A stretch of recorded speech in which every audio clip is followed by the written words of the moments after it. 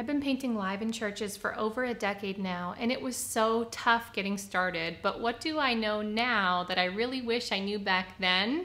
I'm about to tell you.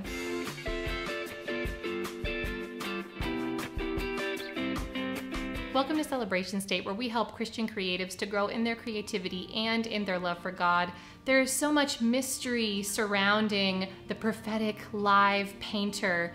And I just wanted to clear some of this up for you guys so that you can go into this. If you're just getting started with live painting, you can go into it in a healthy way with the right expectations so that you don't put too much on yourself and get just confused and really frustrated. Number one, your authority is not instant. If you go into this whole experience with humility, it's going to work out a lot better for you. Just because you're going, it doesn't even mean that you get to paint what's on your heart to paint. Sometimes a pastor might want you to paint what goes with their message. Sometimes you get the authority to paint what's on your heart, but you don't get the authority to share with other people what that's about. You don't get a moment on the end to come up before the congregation and say, this is what God's saying to the church. You probably won't get that moment the first time you do this. You might. So be ready and be talking to God while you're painting so that you know clearly what the painting is saying, what God's saying through that. But be ready to not have that opportunity and be okay with that. Number two confronts the biggest myth about live prophetic painting, which is that live art painting skills may take time to develop. For most people, this is not something that you can instantly do. This is a totally different environment than you're used to painting in. People are watching you. If that is something that bugs you when you're at home, this is going to be something that really bugs you when you're in front of a whole church. It may take time to learn how to get the paint out quickly, how to get your supplies ready for that. I made a video about doing that, what kind of supplies you need. You can click on the link above me to find that. But I don't know why people surround it in so much mystery and expect that unless you can paint something like totally possessed and controlled by the Spirit of God, that somehow the message, the prophetic message from the painting might not mean as much.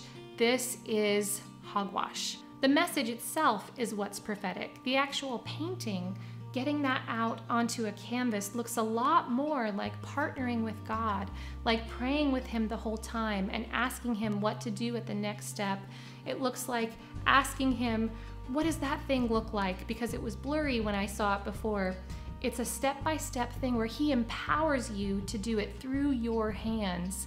So let's just take some of the mystery out of this and say, you may need to devote some time to practicing rapid painting like this before you do it well.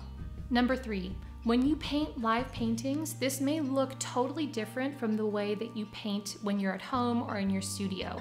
Think about it. You have much less time, much less control to paint what you're trying to paint. I know for me, when I'm painting at home, I have so much time and I am so fastidious, I'm so careful about every single detail. But when I'm live painting, there's just not time for that. And if you're not ready for those paintings to look a little bit rough compared to your normal work, you might end up getting really frustrated, but just embrace it. It can be really freeing, but just know it's probably gonna be a bit rougher than what you're used to.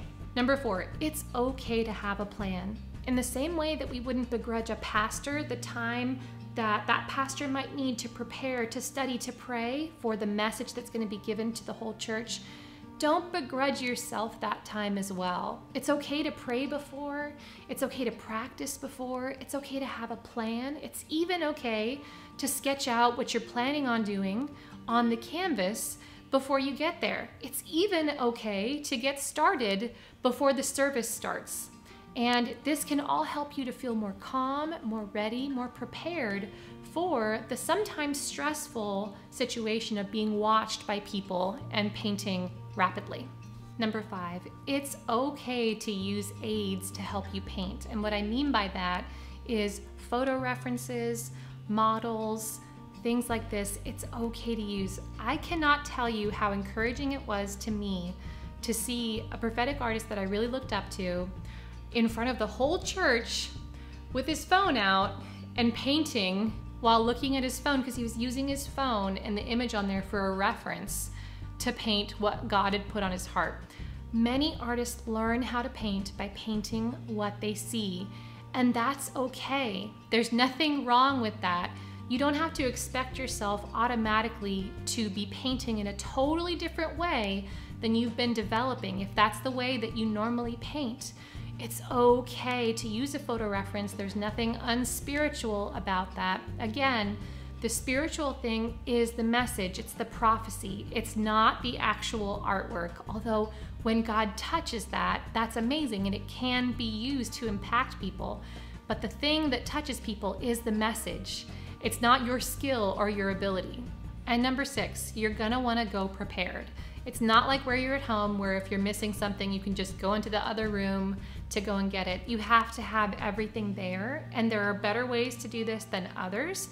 And again, I made this video about that if you want to click and watch what I recommend every artist take with them when they're going into a live painting situation. If we go into prophetic painting with humble hearts, and if we're able to let go of all of our expectations of being instantly loved, of seeming so superior to people, of seeming so spiritually superior and in tune, if we go into it humbly and we just ask God to partner with us and we let go of all that other stuff, that's when God can really use you well, and He can use you to touch the hearts of the people that are there, and He'll even touch your heart as you do that.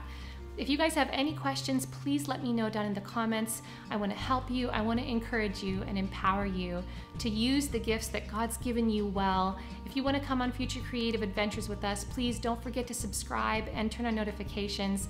Thanks so much for watching. Be so blessed.